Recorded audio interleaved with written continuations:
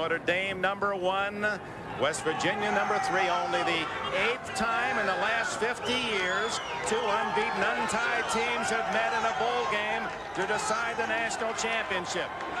And it's the 2nd time in 3 years that event has happened here in Tempe, Arizona. Here comes Lou Holtz and the Fighting Irish of Notre Dame, the winningest university in this football century.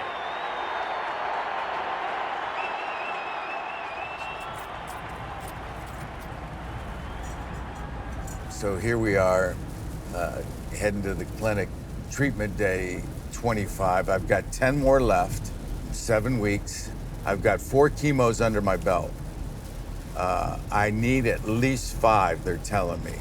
So typically, I'll get my radiation at 7 on Mondays, and then I'll meet with Dr. Woody, and we'll talk about, how things are going. I really am having both the challenge and the privilege of meeting someone at a very scary moment in their life. I can't imagine it's ever easy for someone to walk through a door that says cancer over top of it. It's easy to get overwhelmed with the process. It's easy to just let the gravity of the moment kind of dictate how you approach the world.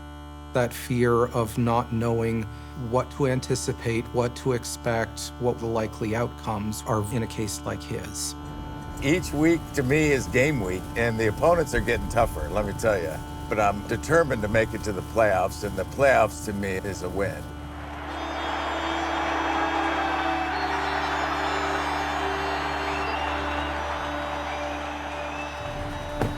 All right, heading to the stadium now. It's just like going into the stadium. You gotta go through the doors, get to the locker room, get to the playing field, see my coaches. What I've been doing when I leave is I'll walk this stairwell. I'll walk all the way, it's got 8 floors, and I'll do that when I finish my treatment. It's like the tunnel at Notre Dame and Brown Stadium. These are all my teammates.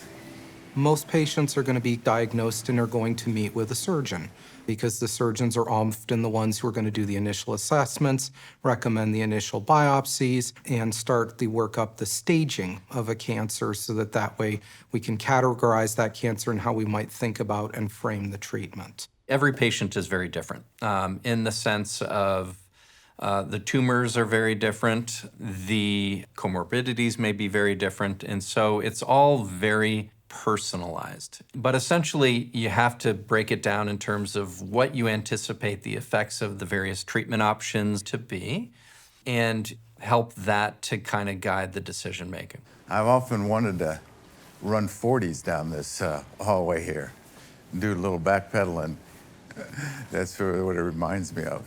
Frank had a tumor that was located in the tonsil, and he had multiple lymph nodes that appear cancerous down one side of his neck. If I didn't have all this gear with me, I would. I'd show off. I'd do a little W drill, do a little back pedal, do a little turn and go. Good morning, Pat. Happy Monday. When we're considering the treatment for a patient, our broad tools are going to be surgical resection and chemotherapy, which can be given on its own, or it can be given in combination with radiation treatment. We have these 2 general modalities of treatment that achieve comparable results. So it then becomes a question as to which one will provide the best function. Sometimes we don't quite know that, but that's all part of the discussion before we select treatment. And so as a surgeon, if I feel that the tumor is involving more of the palate or extends a considerable amount of the base of tongue, I will counsel the patients that I think that a surgical approach to the tumor may not be, from a functional standpoint, the optimal option. In Frank's case, there are multiple lymph nodes that appear cancerous in the neck. A big part of surgery on the inside of the throat is we think about risks to swallowing and risks to speech. His tumor was slightly heading up into the palate, where I felt that if we removed it surgically, we would be able to clear it. However, he may be left with what's called velopharyngeal insufficiency, which is the inability of the palate to close when you're talking or swallowing. And I felt that the recommendations would be best for a non-operative approach. Now we're going to the locker room before you actually go to game day. Using these football analogies keeps a smile on my face, a sense of comfort as well, because it's, a lot of it's similar. I'll never forget what Dr. Woody said, and this was the nicest thing that he said to me when we first met. He said, he goes, "You're a former professional." He goes, "And I'm going to treat you like that." And I thought, wow, how freaking cool is that? So for Frank, we determined doing radiation and chemotherapy in combination first would be the best treatment option. Let's get this done. Yes, sir. All right. All right. This is my realm. Yes. A game day, baby. All right. So radiation that we're employing in Frank's case is using high-energy X-rays delivered with a medical linear accelerator. The medical linear accelerator is a very precise instrument. We're talking about a machine that has a mechanical precision of about 1 to 2 millimeters. So our goal when we develop a plan for a patient like Frank is to develop a plan that's very precise, that not just treats the cancer, but as optimally as possible, minimizes the dose to all the surrounding normal tissues. Okay, Frank, this will be treatment. Do your best not to swallow.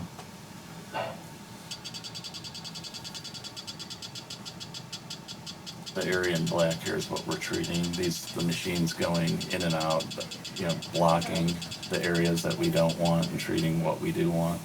It's a very difficult experience, needless to say, and I think perhaps his background has made it easier for him to have that perspective, in that you go through training, you go through practice, and then at the end of the day, you demonstrate your skills. And so I think he's used to putting in that time, the hard work initially, and that's what I would kind of parallel to the treatment. It's not easy as you're in the thick of it.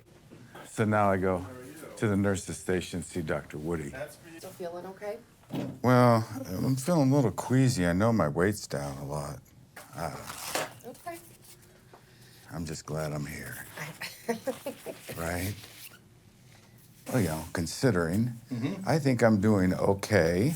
My pain level just seems to be isolated in, it seems like where that tumor is. It's just, that's the source of pain. And the oxycodone is really helping. Good. There's one thing that is bothering me. I noticed this tumor is going down, but this, if I can call it this satellite tumor right there, or Yeah, well, it's awfully hard. Yeah, that one's still fairly firm, but you're right. You can still feel it. That's the one I actually have to watch the targeting of the most, because if you think about it, we've got disease up here, we got disease all the way down here. The further we get away from our isocenter, the more any sort of rotational adjustment will matter. What I say to my trainees is that a neck mass in someone that is between 40 to 59 is cancer until proven otherwise. And so a lump that presents is typically not an infection. We got just a little bit of peeling here under the skin. I expect if we're going to start to see more redness or blistering, it's going to be right along this lower area here. Keep up the moisturizer at least once a day, twice a day would be great. I'm doing it twice a day. I do it when Perfect. I do it after my treatment, Really? then at 5 o'clock at night. Fantastic. So this is a big part. Do this after my radiation. This is Aquaphor. It's to control the skin burn. And so far, it seems to be working. You heard Dr. Woody, and I lay it on thick. I do it now after my radiation, and I do it at 5 o'clock at night. So yeah, you can see where it's, my skin, like I said, tough way to get a tan, right? I don't know if it's burning it, but it's certainly browning it up. And you mentioned some scaling right here. And that's something It's just, you can't avoid, you just gotta try to control it so it doesn't get out of hand. There are areas where the high dose of radiation is going to touch cancer cells, and the area in proximity where it's also going to be touching normal cells. And both of those cells are damaged in the course of radiation treatment. Normal cells are going to repair the vast majority of that damage within just a few hours of the end of radiation treatment. And cancer cells will repair a portion of that damage, but because they're sick inside and they're growing in that unregulated fashion, they don't stop and make repairs in the same efficient way. We want to keep your normal cells healing on a day-to-day basis. Like we discussed, your normal cells, when they're well fed, are going to try to heal about 80 to 90% of the DNA damage that's been done within about 6 hours of each of those treatments. And so we're trying to keep your body fueled to do that. And getting adequate protein is a big part of that. Getting a balanced diet is a big part of that. But when that throat is sore, when nothing tastes good, eating is work. So you have some mucositis down there. I've had that for a couple, 3 weeks. Yeah. It's pretty typical being this far out.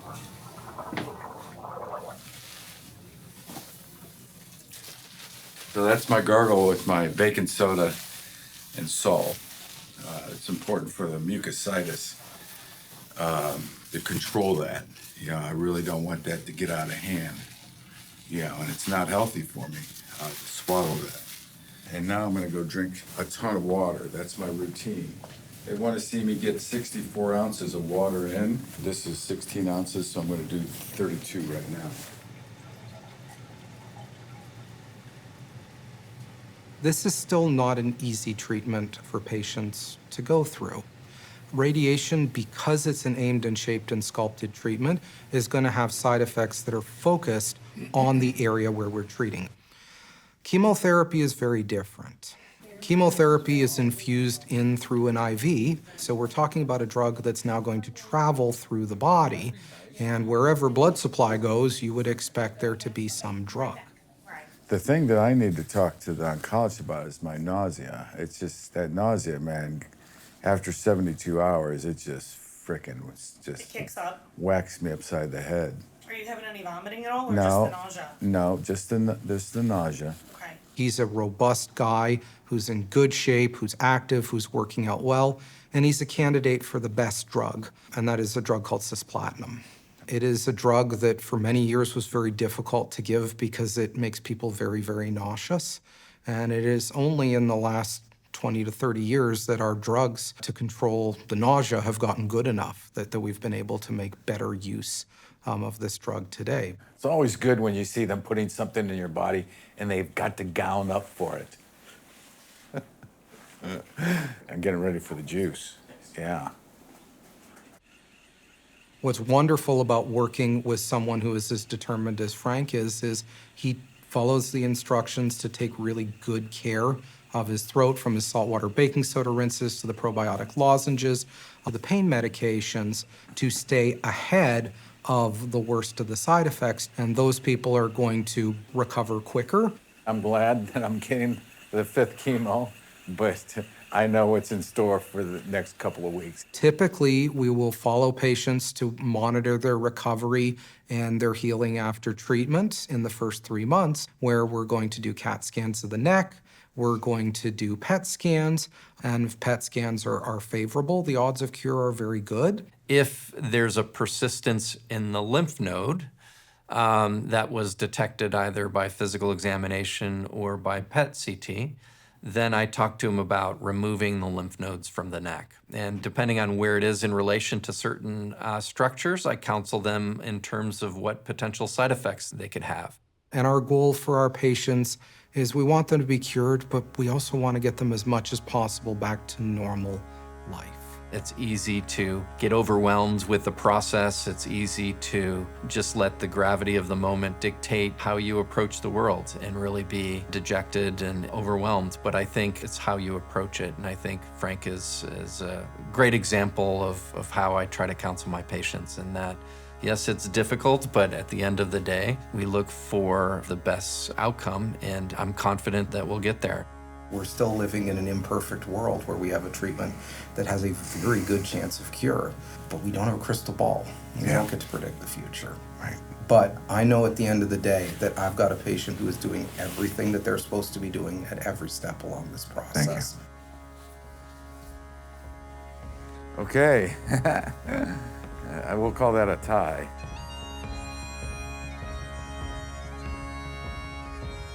It's my last day. Sitting here in my car, got here really early, and a lot of emotion going through me. You know, one is really fear.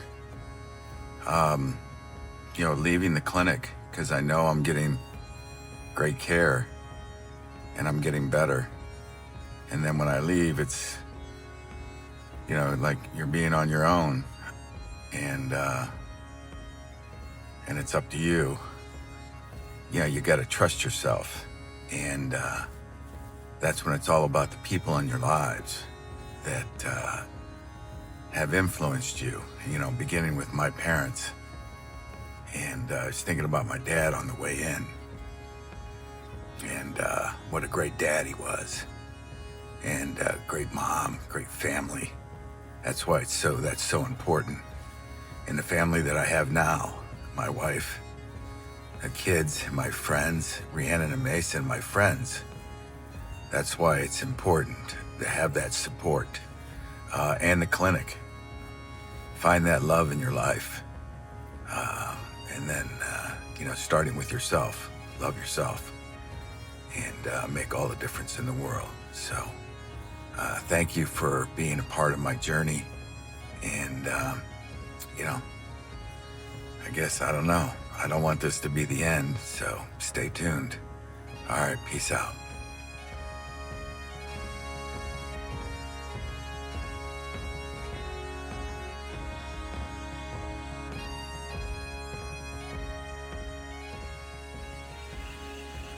As Holtz would always say, what are you going to do now? I love my New Jersey.